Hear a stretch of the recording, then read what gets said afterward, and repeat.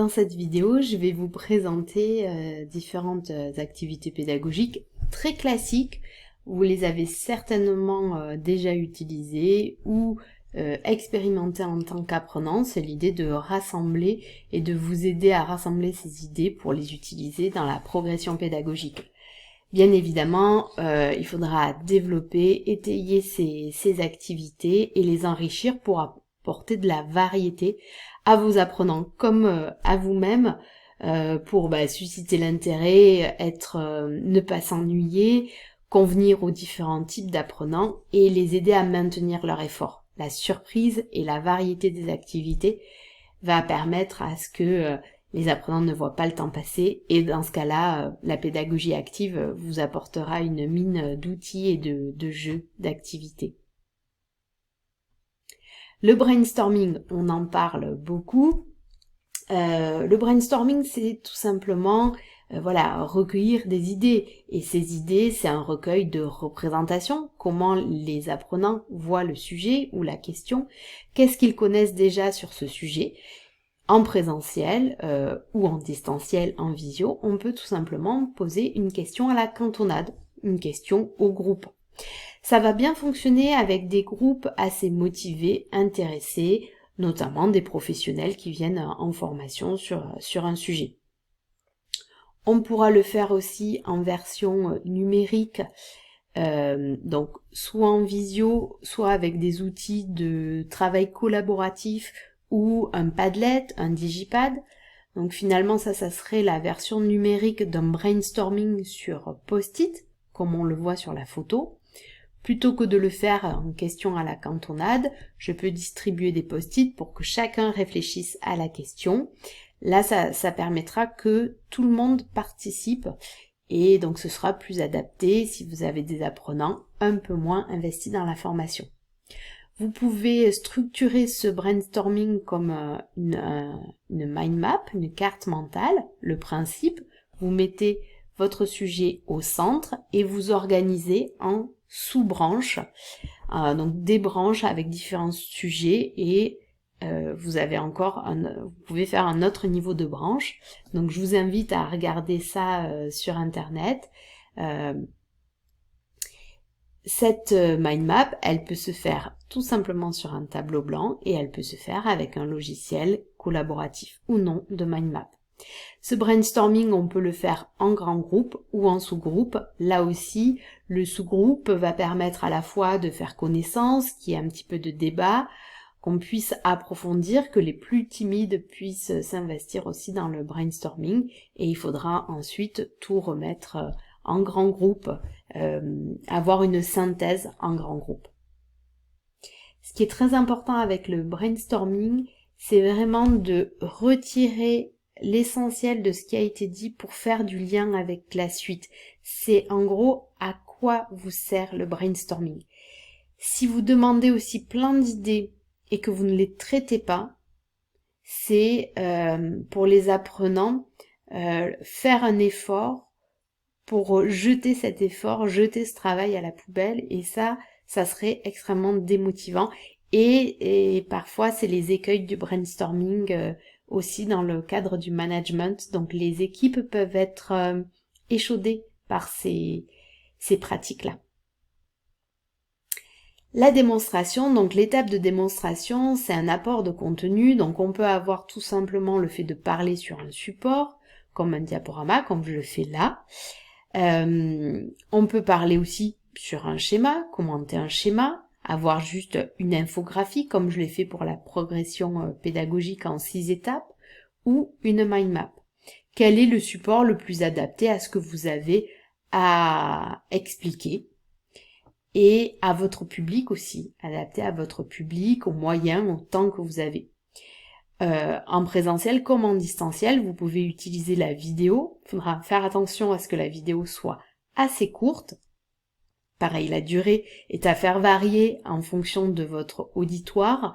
Je dirais entre quelques minutes et maximum 20 minutes. Si vous avez là des apprenants déjà très concentrés, très motivés, avec une capacité de concentration assez forte. Donc des personnes qui soit une forte motivation et ou suivi quand même des études où elles ont appris un peu cette contrainte-là. Mais c'est qu'est-ce que vient apporter cette vidéo, particulièrement lorsque vous êtes en présentiel.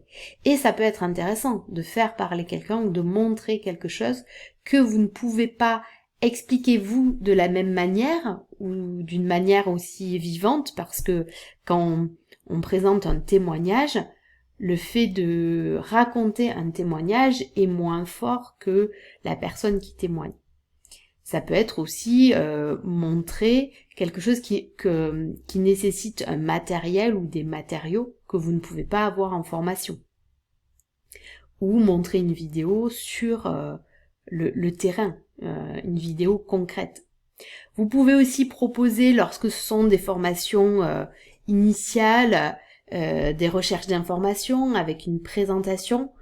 C'est quelque chose que je déconseille en formation courte pour les professionnels parce qu'ils viennent là justement pour que ce travail ait déjà été fait.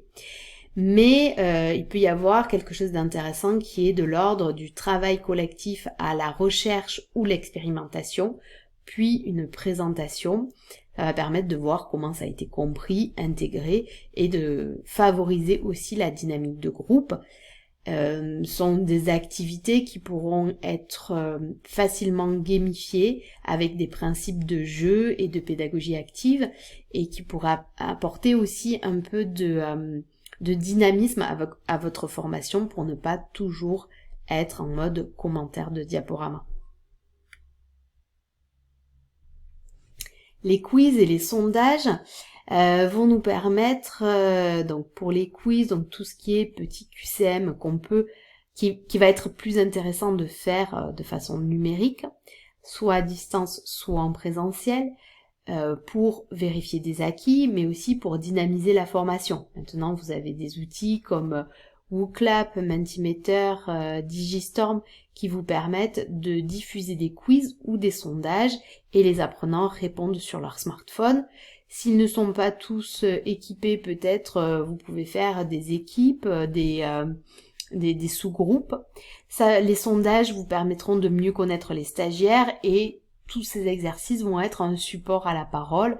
Ça va leur demander d'être plus attentifs et finalement on pourrait l'intégrer dans des sessions où il y a beaucoup d'apports théoriques, toutes les 15 minutes quelques questions de quiz, ou alors ça peut être une manière de faire rapidement une évaluation sur des connaissances dans la progression en 6 étapes sans que ça soit ni trop lourd ni trop long.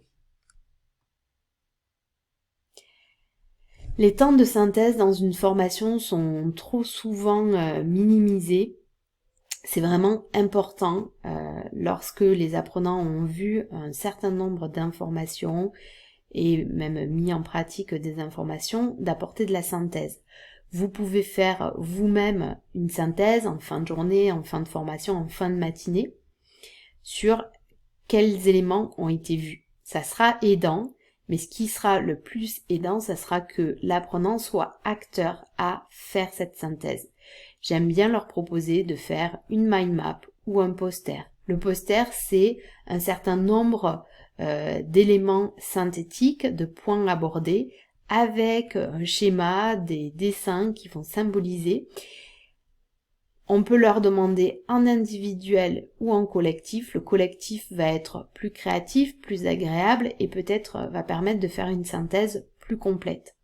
Ensuite, ce qui est intéressant, c'est que les apprenants présentent leur poster. Ça va permettre d'avoir un peu plus d'informations et le formateur pourra faire une remédiation, réexpliquer, repréciser ou corriger certaines choses qui ont été mal comprises.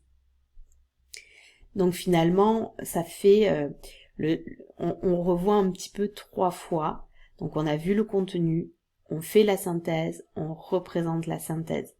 Et cette répétition est nécessaire à la fois pour la compréhension et la mémorisation.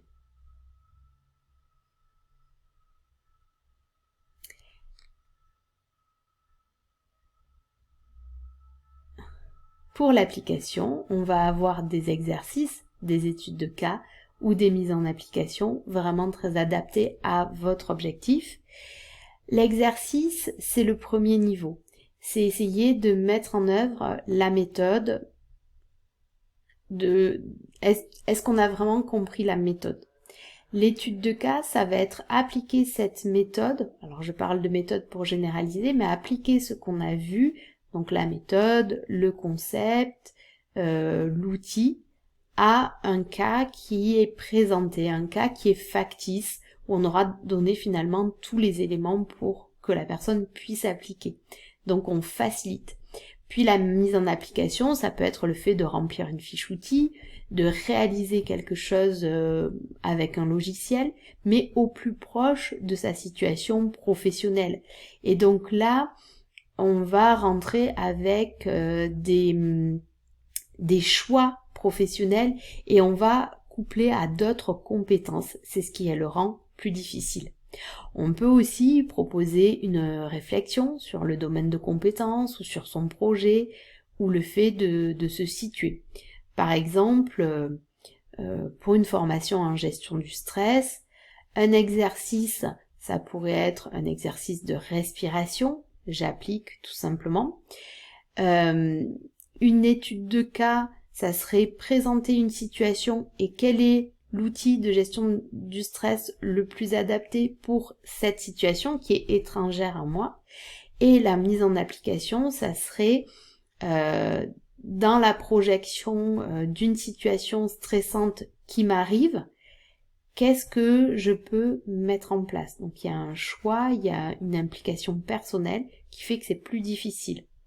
Et la réflexion sur le domaine, ça pourrait être de se situer dans les différents domaines sur son niveau de stress.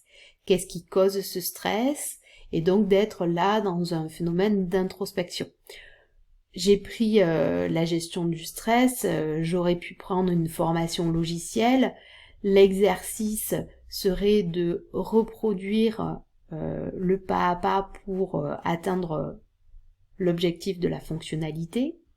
L'étude de cas, ça, si on apprend par exemple PowerPoint, ça serait un formateur doit réaliser un PowerPoint sur tel sujet avec tant de slides, etc. et c'est à réaliser. La mise en application, ça serait de réaliser un PowerPoint pour une formation que je dois donner, donc un peu plus compliqué parce que j'ai aussi le contenu. Et la réflexion sur son projet, ça pourrait être dans quel cadre je vais utiliser le PowerPoint, dans quel cadre je ne vais pas l'utiliser, à quel moment ce sera adapté, peut-être comment je me situe sur les différentes fonctionnalités et qu'est-ce que je pourrais aussi avoir à améliorer. Voilà, un peu un recensement des différents types d'activités basiques qui peuvent vous permettre de commencer, une explication. Et bien sûr, au fur et à mesure, je vous recommande d'être curieux, de créer vos propres activités pédagogiques, de faire des tests, d'expérimenter et d'enrichir votre mallette à outils.